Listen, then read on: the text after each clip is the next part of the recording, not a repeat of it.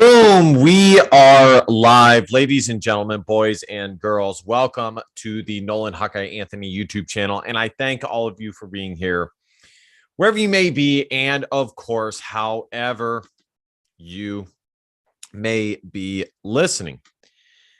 To be totally frank, I'm not sure exactly where to begin this.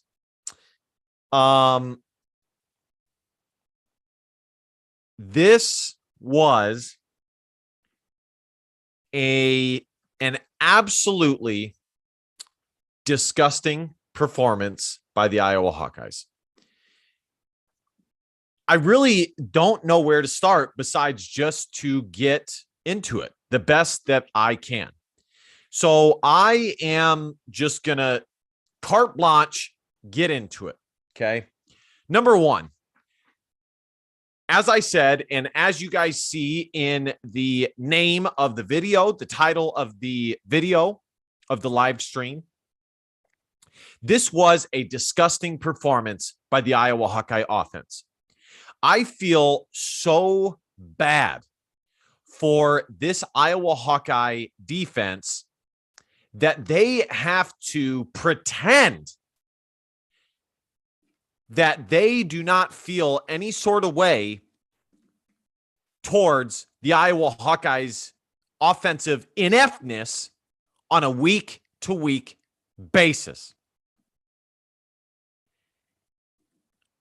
There were no answers, folks. It was as if Iowa got worse after the bye week. It was as if they took several steps backward after the bye week. I used to be a guy who believed that Iowa got much better after a bye week because, of course, Iowa is a well-coached team. And of course, you know, if you give them time to coach up their team, they will improve. They will be ready to go.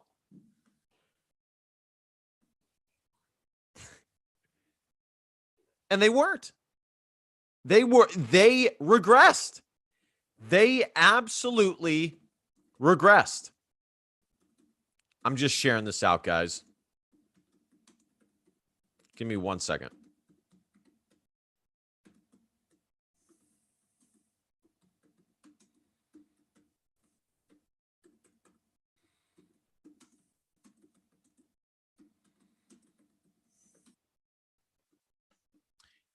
They regressed in more ways than one. And the sad part, the sad reality of all of this is it's too late. Any major change that Iowa could make, it is too late. The season, we're already over halfway through the season. It's done. Iowa has lost the West. It's over. It's done. It's too freaking late. Anything they want to do, it is too late. Now, I wanted to make sure that I hit on this, okay? I feel and I believe with all my heart that Iowa, see, a lot of us fans looked at Iowa's performance last year and thought, okay, it was a great season, but there's still things that must improve, more specifically, the Iowa Hawkeye offense. And they will do just that. They will work on fixing the Iowa Hawkeye, the offense, so that Iowa can be a well-oiled machine. But I think the reality of the situation is much different. Even though the fans believe that, I think the coaching staff and the entire Iowa Hawkeye team thought, nah, after the season that they had last year, I think they thought to themselves, because, and we know this because Kirk Ferentz has referenced the fact that Iowa won 10 games last year at least 20 times. I think they thought, well, we won 10 games. How much do we really need to change? And the answer is a lot, because teams are now wise to Iowa's past 2 years scheme, in that Iowa's strategy the past 2 years has been defend, have a really good special teams, a real good kicker, a real good punt returner, kickoff returner, and we'll win games in the margins. We will win games in the margins. We'll get takeaways. We'll get return touchdowns. We'll kick field goals, and we will win in the margins. The offense, we don't really need to change it because we won 10 games. And I really do believe that is what this Iowa coaching staff believes, or rather believed. And so while all of us fans in the offseason knew that the Iowa coaching staff needed to make a change offensively, I don't think the coaching staff was privy to that situation.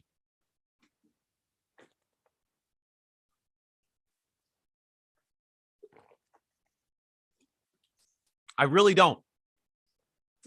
And so now you're in a situation where, I mean, let's just be real, folks. Iowa, up until like the past 2-3 weeks, didn't even believe that they had a problem offensively. They were continuing to put out comments with the idea that Iowa just needed to execute better. And even if that's true, the bottom line is they're not executing, and that's a problem. And you have to ask yourself, why are they not executing? Why are they not getting it done?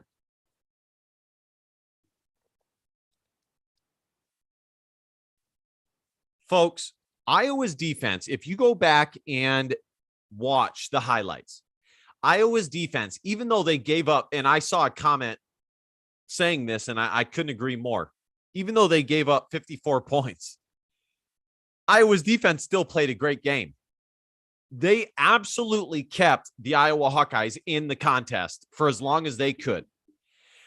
Every big play that the Iowa defense came up with, Iowa not only did not score, and I pointed this out to you guys in the Illinois game, I pointed out the fact that each time Iowa's defense came up with a major play, the Iowa offense would proceed to have a 3-and-out or a turnover, a pit, an interception, a fumble, multiple penalties. It doesn't matter. They would do everything but move the football. So they did that against Illinois, and they did the same thing against Ohio State. Against Ohio State, they absolutely, every time the defense would come up with the big play, the offense would proceed to have a pick six, a fumble on the very next play. Whether it be the quarterback, whether it be the running back, it doesn't matter. This is disgusting. It is disgusting. I am so upset with how this Iowa Hawkeye football season has turned out, that I honestly, if it wasn't for my duty to you guys as a YouTube creator, I would literally stop everything Iowa football related. I wouldn't make any more videos. I wouldn't talk about the Iowa football team. I wouldn't make any more Facebook posts. I wouldn't, nothing. Because this season is over. It's done. It was done last week, and I told you guys that.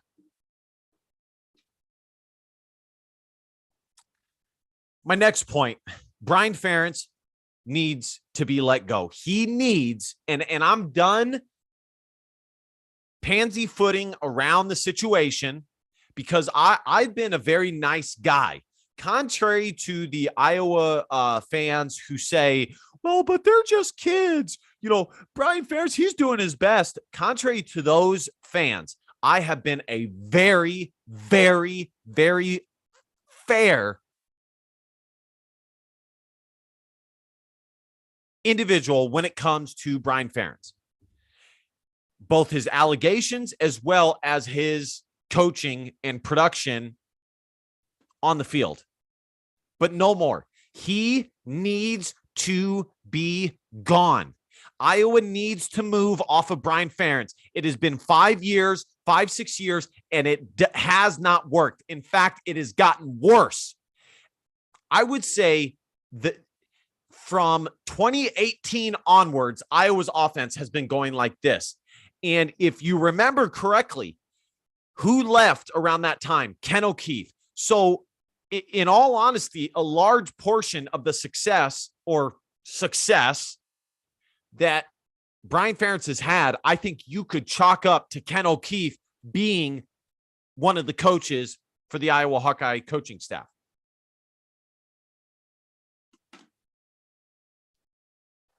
He has gone downward. Iowa needs to move on from Brian Ferentz.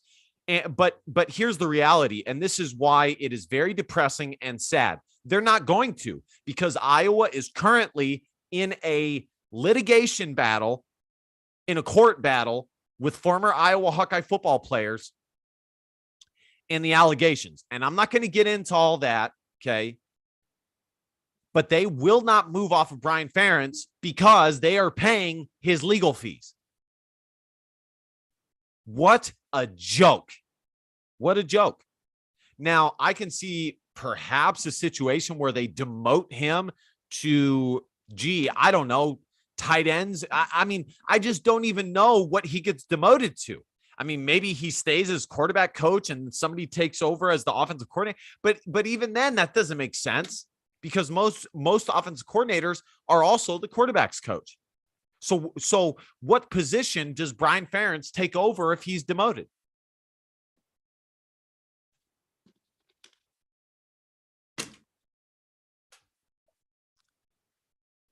I have no answers, folks. This is a terrible, terrible situation. And I'm actually worried that Iowa is going to lose the current really, really solid recruiting class that they have. Things are starting to unravel with this Iowa Hawkeye football team. They are starting to unravel. I want you guys to realize something here. This team, the team that won 10 games just last year, let me list the players that they lost, okay? It's not a ton. They lost Tyler Goodson. They lost Dane Belton. They lost Tyler Linderbaum. They lost Charlie Jones to transfer. They should not have lost him, so I'm not going to count him. But those were the three major guys. Matt Hankins, those were the 3-4 major guys that they lost. There is no reason that this team should not be 5-2 or 6-1. Well, 5-2. I mean, you know, in all honesty, you know, losing to Michigan, it was likely, but not as likely if the offense was at least average. I don't know where to go from here, guys. I really don't. I am lost for words. This is disgusting. I don't know what else to call it. And the Iowa fan base is getting restless. Kirk Ferentz, and one more thing before I go to the comments real quick. I want to read your guys' comments. And I've been telling you guys this. It wasn't much better from Alex Padilla. Sadly, it was not much better from Alex Padilla. Okay. Alex went in there and struggled just as much because I don't think the issue is necessarily purely on the quarterback as much as it's just the system, the preparation, the dinosauric offense that Iowa has is just so obsolete. It's ridiculous. If you watch the Iowa Hawkeye football team play, the offense is just so slow. It's so boring. It's so bad.